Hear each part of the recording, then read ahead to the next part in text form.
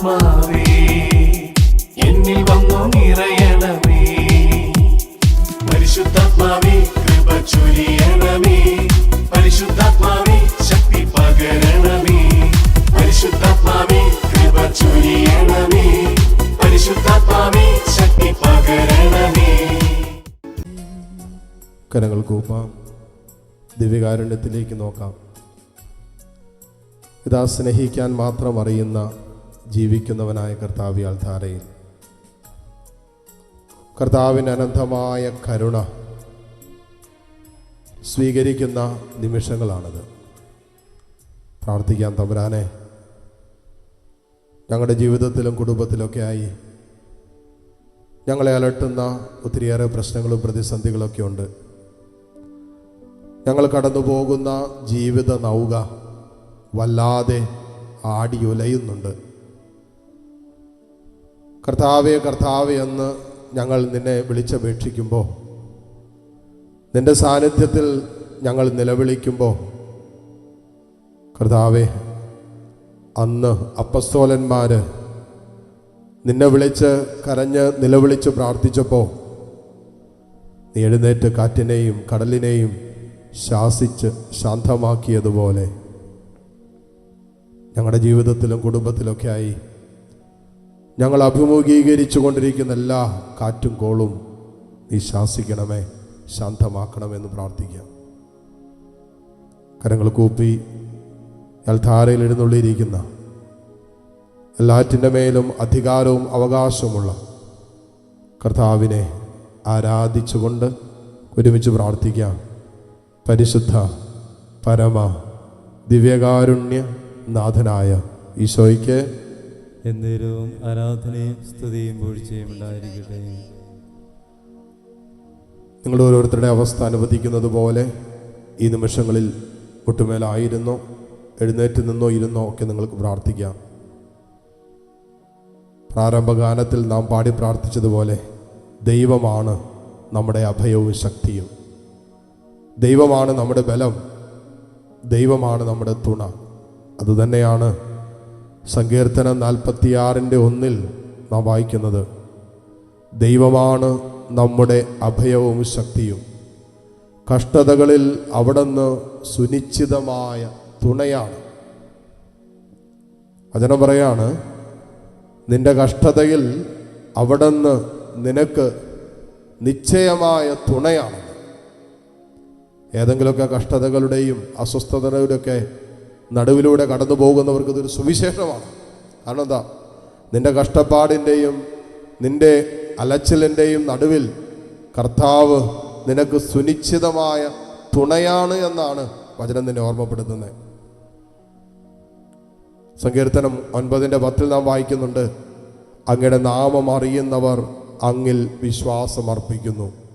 കർത്താവെ, അങ്ങയെ അന്വേഷിച്ചവരെ അങ്ങ് ഉപേക്ഷിച്ചിട്ടില്ല. അങ്ങയെ അന്വേഷിച്ചവരെ അങ്ങ് ഉപേക്ഷിച്ചിട്ടില്ല എന്നാണ് വചനം പറയുക.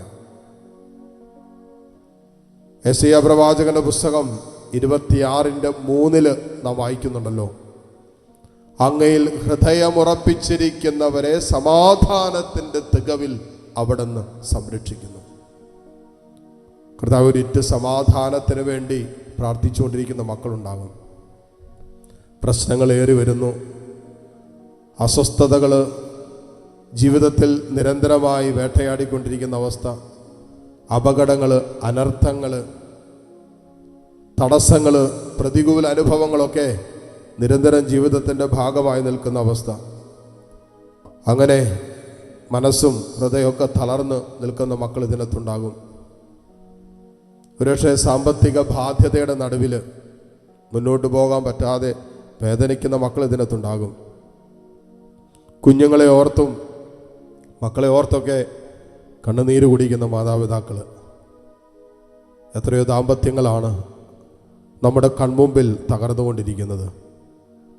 എത്രയോ പേരുടെ സ്വപ്നങ്ങൾ, പ്രതീക്ഷകൾ താറുമാറായി പോയതുകൊണ്ട് ജീവിക്കണമെന്ന് പോലും താല്പര്യം നഷ്ടപ്പെട്ടു പോയ എത്രയോ പേര് നിരാശയിലും ആകുലതകളിലും ആത്മഹത്യാ പ്രവണതയിലൊക്കെ ഈ ലോകത്ത് ജീവിക്കാൻ പരിശ്രമിച്ചു കൊണ്ടിരിക്കുന്നു. ഈശോയെ, ഈ കൂട്ടായ്മയോട് ചേർന്ന് പ്രാർത്ഥിക്കുന്ന അനേകം മക്കളുണ്ട്. ലോകത്തിൻ്റെ നാനാ കോണുകളിലിരുന്ന് പ്രാർത്ഥിക്കുന്നവർ. കർത്താവേ, ഈ ദിവസക്കാലം ഈ മക്കൾ ഈ ആലയത്തോട് ചേർന്ന് സമർപ്പിച്ച എല്ലാ നിയോഗങ്ങളും ഇപ്പോൾ ഈ ശുശ്രൂഷയുടെ സമയത്ത് കാരിസ് ഭവനിലിരുന്ന് ഈ ശുശ്രൂഷകളിൽ പങ്കുചേരുമ്പോൾ, ലോകത്തിൻ്റെ പല കോണുകളിലിരുന്ന് ഈ ആരാധനയിൽ ഈ ശുശ്രൂഷകളിൽ പങ്കുചേരുമ്പോൾ, കർത്താവേ, ലോകം മുഴുവൻ്റെ പ്രാർത്ഥന ആ മക്കൾക്കായിട്ട് ഈ നിമിഷം ചൊരിയപ്പെടുന്ന സമയമാണ്. ഇവർ മെസ്സേജ് അയച്ച് പ്രാർത്ഥന യാചിച്ചിട്ടുള്ള പ്രാർത്ഥനകളാണ് ഈ നിമിഷം, ഈ ആരാധനയുടെ നിമിഷം താഴെ സ്ക്രോളിലൂടെ കടന്നുപോയിക്കൊണ്ടിരിക്കുന്നത്.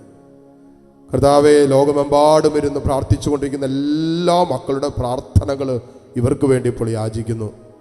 വലിയ പ്രശ്നങ്ങളുടെ നടുവിൽ നിൽക്കുന്ന മക്കൾ ഇതിനകത്തുണ്ട്. ഈശോയെ, ജീവിതത്തിൻ്റെ അതുപോലെ തകർക്കപ്പെട്ട അനുഭവത്തിലൂടെ കടന്നു പോകുന്നവർ ഇതിനകത്തുണ്ട്.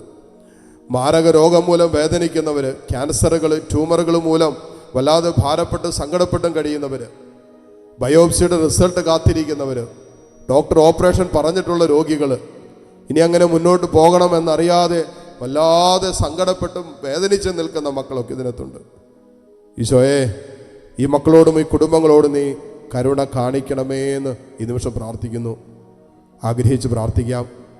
നിങ്ങൾ ഈ ആരാധന ശുശ്രൂഷയിൽ പങ്കുചേരുമ്പോൾ ഈ മണിക്കൂറിൽ പ്രാർത്ഥനാ നിയോഗങ്ങൾ സമർപ്പിച്ച് തന്നിട്ടുള്ള, അല്ലെങ്കിൽ ഈ കരുണയുടെ മണിക്കൂറിൽ പ്രാർത്ഥിക്കാൻ ആവശ്യപ്പെട്ടിട്ടുള്ള എല്ലാവരുടെയും നിയോഗങ്ങൾ ദൈവസന്നിധിയിലേക്ക് ഉയർത്താം. ഈ ശുശ്രൂഷയിൽ പങ്കുചേർന്നുകൊണ്ടിരിക്കുന്ന മക്കൾ അവർ നിയോഗങ്ങൾ സമർപ്പിക്കുകയോ സമർപ്പിക്കാതിരിക്കുകയോ ചെയ്യട്ടെ. ഇവരുടെ മനസ്സിൻ്റെ എല്ലാ ആഗ്രഹങ്ങളെയും ആകുലതകളെയും പ്രാർത്ഥനാ വിഷയങ്ങളെയും ചേർത്ത് നിർത്താം. നിങ്ങളുടെ മനസ്സിൻ്റെ നൊമ്പരങ്ങളുണ്ടല്ലോ, സ്വകാര്യ ദുഃഖങ്ങളുണ്ടല്ലോ, അതെല്ലാം കർത്താവിൻ്റെ കാരുണ്യത്തിലേക്ക് ഉയർത്തി ഇരു കരങ്ങളും ദൈവസന്നിധിയിലേക്ക് ഉയർത്തി പിടിച്ച് ആത്മാവ് നിങ്ങളെ പ്രേരിപ്പിക്കുന്നത് പോലെ പ്രാർത്ഥിക്കുക. യെശയ്യാ പ്രവാചകന്റെ പുസ്തകം 41 അധ്യായം 10 വചനത്തിൽ പ്രവാചകനിലൂടെ കർത്താവ് വാഗ്ദാനം ചെയ്യുന്നില്ലേ, ഭയപ്പെടേണ്ട, ഞാൻ നിന്നോട് കൂടെയുണ്ട്, സംഭ്രമിക്കേണ്ട, ഞാനാണ് നിന്റെ ദൈവം, ഞാൻ നിന്നെ ശക്തിപ്പെടുത്തുകയും സഹായിക്കുകയും ചെയ്യും, എൻ്റെ വിജയകരമായ വലത് കൈ കൊണ്ട് ഞാൻ നിന്നെ താങ്ങി നിർത്തും. കർത്താവേ, ഈ വചനം ഈ സമൂഹത്തിൽ ഈ മക്കളിൽ മാംസം ധരിക്കട്ടെ എന്ന് പ്രാർത്ഥിക്കുന്നു. ഭയപ്പെട്ട് നിൽക്കുന്ന, ആകുലപ്പെട്ട് നിൽക്കുന്ന, നാളെക്കുറിച്ച് അസ്വസ്ഥതകൾ കൊണ്ടു നടക്കുന്ന മക്കള്, വല്ലാതെ നീറുന്ന വേദനകളുമായി ജീവിതം തള്ളി നീക്കുന്നവരെ കർത്താവെ നീ കൈക്ക് പിടിച്ചെഴുന്നേൽപ്പിക്കണമേ. ജീവിതത്തിൽ എഴുന്നേറ്റ് നിൽക്കാനുള്ള കരുത്ത് നൽകണമേ, ധൈര്യം നൽകണമേ, അഭിഷേകം നൽകണമേ എന്ന് പ്രാർത്ഥിക്കുന്നു. ഹല്ലേലൂയ, ഹല്ലേലൂയ, ഹല്ലേലൂയ. യേശുവേ, ആരാധന, ആരാധന, ആരാധന. ഈശോയെ, നിന്നെ ഞങ്ങൾ ആരാധിക്കുന്നു. കർത്താവേ, നിന്നെ ഞങ്ങൾ സ്തുതിക്കുന്നു, സ്തുതിക്കുന്നു, സ്തുതിക്കുന്നു. നന്ദി പറഞ്ഞു മഹത്വപ്പെടുത്തുന്നു. നിന്റെ അനന്തകാരുണ്യത്തിന്, സ്നേഹത്തിന് ഞങ്ങൾ നന്ദി പറയുന്നു. ഓ കർത്താവേ, നിന്റെ കരുണ വർഷിക്കണമേ. ഈ മക്കളെ നീ സ്പർശിക്കണമേ. ഇവിടെ നിയോഗങ്ങളെ നീ ഏറ്റെടുക്കണമേ. ഇവിടെ കണ്ണുനീര് നീ കാണണമേ. ഇവരുടെ ജീവിതത്തിന്റെ സകല നൊമ്പരങ്ങളിലേക്കും കർത്താവിന്റെ കരുണ വർഷിക്കപ്പെടട്ടെ. ഹല്ലേലൂയ, ഹല്ലേലൂയ, ഹല്ലേലൂയ, ഹല്ലേലൂയ. യേശുവേ, ആരാധന, ആരാധന, ആരാധന, ആരാധന, ആരാധന. ഹല്ലേലൂയ, ഹല്ലേലൂയ, ഹല്ലേലൂയ. യേശുവേ, ആരാധന, യേശുവേ, ആരാധന. ഹല്ലേലൂയ, ഹല്ലേലൂയ. യേശുവേ, മഹത്വം, മഹത്വം, മഹത്വം, മഹത്വം. സാന്നിധ്യം മതി,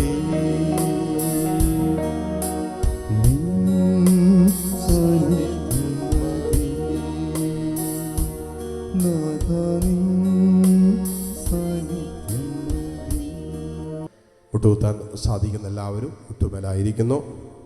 ദിവ്യകാരുണ്യ ഈശോയുടെ ആശീർവാദം സ്വീകരിക്കാൻ ഒരുങ്ങുന്ന നിമിഷമാണ്. കർത്താവിൻ്റെ അനന്തമായ കാരുണ്യത്തിൽ നമ്മൾ ഒരുമിച്ച് പങ്കുചേർന്ന് ഈ ഭവനത്തോട് ചേർന്ന് പ്രാർത്ഥിക്കുമ്പോൾ അനേകം മക്കൾ, കുടുംബങ്ങളൊക്കെ അനുഗ്രഹിക്കപ്പെടുന്ന മധ്യസ്ഥ പ്രാർത്ഥനയുടെ ഏറ്റവും വിശിഷ്ടമായ നിമിഷങ്ങളാണ്. കരങ്ങൾ ഈശോയിലേക്ക് നീട്ടിപ്പിടിച്ച് താഴ്ന്ന സ്വരത്തിൽ കർത്താവിന് നന്ദി പറഞ്ഞ് നാളിതുവരെ ദൈവം നടത്തിയ വഴികൾക്കും കരുതിയ കരത്തിനൊക്കെ നന്ദി പറഞ്ഞ് സ്തുതിച്ചുകൊണ്ട് ഈശോയുടെ ആശീർവാദം നമുക്കിപ്പോൾ സ്വീകരിക്കാം. ഹല്ലേലൂയ, ഹല്ലേലൂയ, ഹല്ലേലൂയ.